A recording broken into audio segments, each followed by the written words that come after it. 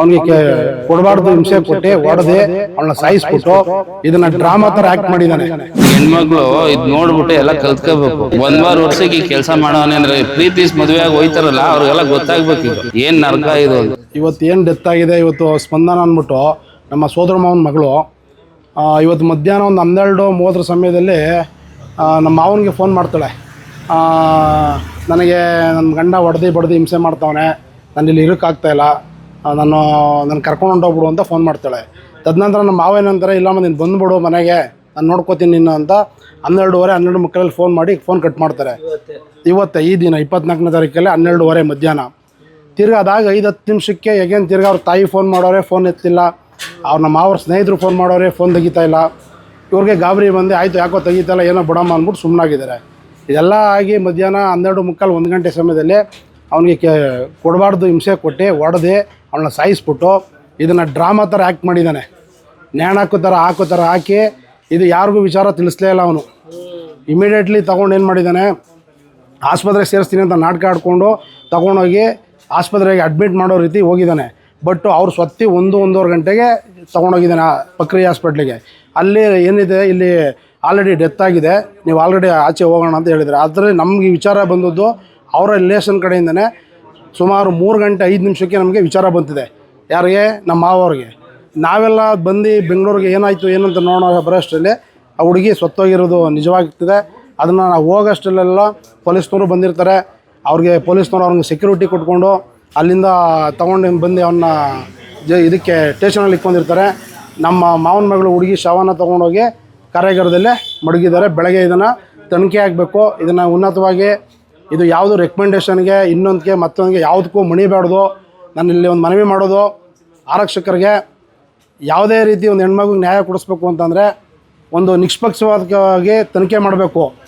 ಇಲ್ಲಿ ಮರಗಿಂತ ಮರ ದೊಡ್ಡವಿರ್ತವೆ ಅಂತ ಅವ್ರು ಹೇಳಿದ್ರು ಮಾಡೋಕ್ಕಾಗಲ್ಲ, ಇವ್ರು ಹೇಳಿದ್ರು ಮಾಡೋಕ್ಕಾಗಲ್ಲ ಅಂದರೆ ಎಲ್ಲರೂ ರೆಕಮೆಂಡೇಷನ್ ಇದ್ದೇ ಇರ್ತದೆ. ಬಟ್ಟು ಇದು ಏನೋ ದೇವರು ಅಂತ ನಂಬಿ ಕೆಲಸ ಮಾಡ್ತಾರೆ ಒಂದು ಆರಕ್ಷಕರು ಇದನ್ನು ನಿಷ್ಪಕ್ಷವಾಗಿ ತನಿಖೆ ಮಾಡ್ಬೇಕಂತ ಅವ್ರಲ್ಲಿ ಮನವಿ ಮಾಡ್ಕೋತೀವಿ. ಖಂಡಿತ ಬೆಳಗ್ಗೆ ಇವತ್ತು ಒಂದು ಭೀಮನವಸೆ ಇತ್ತು. ಪ್ರತಿ ಹೆಣ್ಮಕ್ಳು ಇವತ್ತು ತನ್ನ ಗಂಡಂದಿರಿಗೆ ಒಂದು ಪಾದ ಪೂಜೆ ಮಾಡಿ ಒಂದು ಏನು ಖುಷಿ ಪಡಬೇಕು ಅಂತ, ಇನ್ನೊಂದು ಹಣ ಇಲ್ಲ, ಆಸ್ತಿ ಇಲ್ಲ, ಒಡವೆ ಇಲ್ಲ, ಒಂದು ಪಾದ ಪೂಜೆ ಮಾಡಿ ಖುಷಿ ಪಡ್ಬೇಕಂತ ಭಾಳ ಅದ್ದೂರಿಯಾಗಿ ಬೆಳಗ್ಗೆ ಮಾಡಿದ್ದಾರೆ. ಮಾಡಿ ತದನಂತರ ಏನಾಗ್ತೋ ಏನೋ ಅನ್ನೋದು ನಮಗೆ ತನಿಖೆಯಿಂದನೇ ಗೊತ್ತಾಗಬೇಕು ಹೊರತು ಇಲ್ಲ ನಮಗೂ ಅವನಿಗೂ ಸಂಪರ್ಕನೇ ಇನ್ನೂ ಆಗಿಲ್ಲ. ನಮಗೂ ಅವನಿಗೂ ಸಂಪರ್ಕನೇ ಕೊಟ್ಟಿಲ್ಲ. ನೇರವಾಗಿ ಅಲ್ಲಿಂದನೇ ಬಂದು ಅವನೇ ಕೂಡ ಪೊಲೀಸ್ನವ್ರಿಗೆ ಹೇಳಿ ಅವನೇ ಕೂಡ ಈಗ ಸ್ಟೇಷನಲ್ಲಿರುವಂಥದ್ದು. ನಮಗೂ ಅವನಿಗೂ ಮುಖಾಮುಖಿ ಸಂಪರ್ಕ ಆಗಲಿಲ್ಲ ಇದುವರೆಗೂ. ಸರ್ 12:45 ನನ್ನ ಮಗಳು ಫೋನ್ ಮಾಡಿದ್ಲು. ಫೋನ್ ಮಾಡಿಬಿಟ್ಟು ನನಗೆ ಸಿಕ್ಕಾಪಟ್ಟೆ ಹಿಂಸೆ ಕೊಡ್ತಾವನೆ, ಬಂದ್ಬಿಡ್ತೀನಪ್ಪ ಅಂದು. ಬಂದ್ಬಿಡವ ಅಂತ ಹೇಳಿದೆ. ತಿರುಗಿ 10 ನಿಮಿಷ ಬಿಟ್ಕೊಂಡು ನಮ್ಮ ಮಿಸ್ಸಸ್ ಫೋನ್ ಮಾಡಿದ್ರು. ಕೂತಿದ್ಲಂತೆ, ಏನು ಕರೆಕ್ಟಾಗಿ ಹೇಳವ ಅಂದೇಟ್ಗೆ ತಿರ್ಗಾ ಕಟ್ ಮಾಡಿಬಿಡ್ಲು ಫೋನು.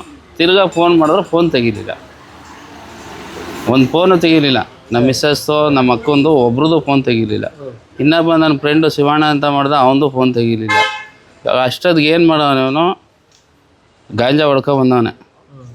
ಗಾಂಜಾ ಹೊಡ್ಕೊಬಂದು ಹೊಡೆದು ಸಾಯಿಸವನೆ. ಬೆಳಗ್ಗೆಯಲ್ಲಿ ಕಾಲು ತೊಳೆದು ಎಲ್ಲ ಪೂಜೆ ಮಾಡಿಸ್ಕೊಂಡವನೆ. ಪೂಜೆ ಮಾಡಿಸ್ಕೊಂಡು ನೇಣ ಹಾಕೊಂಡವ್ರೆ ಅಂತ ಎತ್ಕೋಗಿ ಆಸ್ಪತ್ರೆ ಮುನಗಿಸವನೆ. ನಮಗೆ ಅವ್ರ ಕಡೆಯಿಂದನೇ ಗೊತ್ತಾಯಿತು. ತೀರಾಗವ್ರೆ, ನೇಣ ಹಾಕೋಬಿಟ್ಟವ್ರೆ ನಿನ್ನ ಮಗಳು ಅಂತ. ನಾವೆಲ್ಲ ಬಂದು ನಾವು ಬರೋದಕ್ಕೆ ಆಂಬ್ಲೆನ್ಸ್ಗೆ ಹಾಕ್ಕೊಂಡು ಗೌರ್ಮೆಂಟ್ ಆಸ್ಪತ್ರೆಗೆ ಎತ್ಕೊಯ್ತಾಯಿದ್ರು.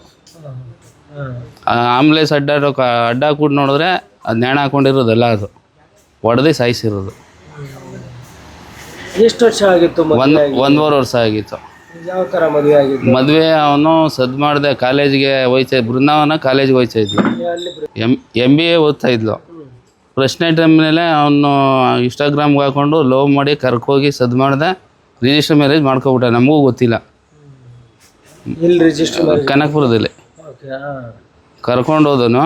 ಈ ಕೆಲಸ ಮಾಡೋನೀಗ. ಮೊದಲೊಂದು ಸತಿ ಜಗಳ ಬಂದ್ಬಿಟ್ಟಿದ್ಲು. ನನ್ನ ಬಾಮೈದ ಕರ್ಕೊಬಂದು ಬುದ್ಧಿ ಹೇಳಿ ತಿರ್ಗಾ ಗಂಡನ ಜೊತೆನೇ ಹೋಯ್ತೀನಿ ಅಂತ ಓದ್ಲು ಅವಳು. ಹೋಗಿ ತಿರ್ಗಾ ಮೊನ್ನೆ ಈ ದೃಶ್ಯ ಆಗದೆ. ಈ ದೃಶ್ಯ ಇದು ದುಡ್ಡು ಇಸ್ಕಮ್ಮ. ದುಡ್ಡು ಇಸ್ಕೊಬ. ನಮ್ಮ ಮಾವರವ್ರೆ ಆಡು ಮೇಯಿಸ್ಕೊಂಡು ಆಡು ಮಾರಿ ದುಡ್ಡು ಕಳ್ಸವ್ರೆ. ನಮ್ಮ ಮಿಸ್ಸಸ್ ಕಳ್ಸವ್ರೆ. ದುಡ್ಡು ಬಂಗಿ ಸೇದೋದು ದುಬ್ಸೋದು ಹೋಗಿ. ನಿಮ್ಮ ಹತ್ರ ಹಿಂದೆನೂ ಇವ್ನ ಮೇಲೆ ಕಂಪ್ಲೇಂಟ್ ಹೇಳುತ್ತೆ? ಇಲ್ಲ ಸರ್, ನಾವು ಯಾವುದು ಕೊಡೋಕೆ ಹೋಗಲಿಲ್ಲ. ನಿನ್ನ ಹಣೆ ಬೇಡ ಹೆಂಗದೆ ಅನುಭವಿಸ್ಕೋ ಅಂತ ಬಿಟ್ಬಿಡೋ ನಾವು. ಹೊಟ್ಟೋದ್ನಲ್ಲಿ ಅವಳು ಹೇಳ್ದೆ ಕೇಳಿದೆ. ಹೊಟ್ಟೋ ಇದ್ಮೇಲೆ ತಿರ್ಗಾ ಒಂದ್ಸತಿ ನನ್ನ ಗಂಡನ ಜೊತೆನೇ ಇರ್ತೀನಿ ಅಂತ ಹೋದ್ಲು. ತಿರ್ಗಾ ಅವಳು ವಾಪಸ್ ಬರಲಿಲ್ಲ. ನಾವು ಸುಮಾರು ಸತಿ ಕರೆದ ಬಂದ್ಬಿಡು ಅಂತ ಬರದೇ ಹೋದ್ಲು.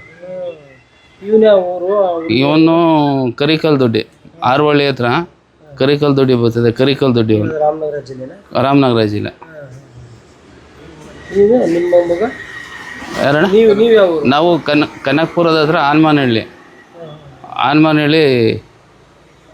ಊರ. ಇನ್ಸ್ಟಾಗ್ರಾಮಿಂದಲೇ ಪರಿಚಯನ ಅವರು? ಇನ್ಸ್ಟಾಗ್ರಾಮಿಂದ ಪರಿಚಯ ಮಾಡ್ಕೊಂಡು ಮಾಡಿರೋ ಕೆಲಸ ಇದೆ. ಇವನು ಮಾಡಿದೆ ಕರ್ಕೋಗಿ ರಿಜಿಸ್ಟರ್ ಮ್ಯಾರೇಜ್ ಮಾಡ್ಕೊಳವನೆ.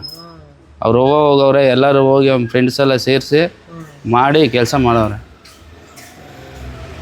ಭಾರಿ ಕಿರ್ಕುಳ ಕೊಟ್ಟವನು. ಅವ್ರ ತಾಯಿದು ಕಿರ್ಕುಳ ಅಂತ. ಲಕ್ಷ್ಮಮ್ಮ ಅಂದ್ಬಿಟ್ಟು.